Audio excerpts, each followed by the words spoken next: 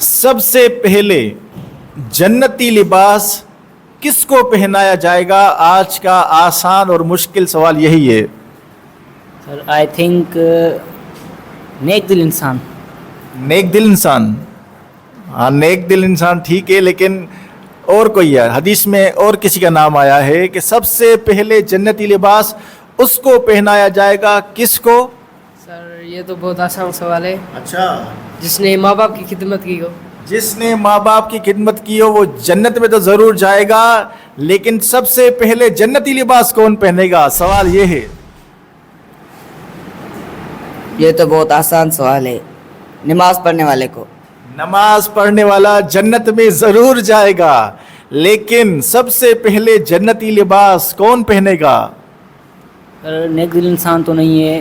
چلو یہ آپشن دیتا ہوں. ہے کوئی نبی؟ ہے کوئی نبی؟ آئی تھنک حضرت ابراہیم علیہ السلام تو نہیں ہے. حضرت ابراہیم علیہ السلام. آپ کا جواب جی آپ بتانا چاہتے جی؟ سر یہ تو ہمارا نبی ہوگا.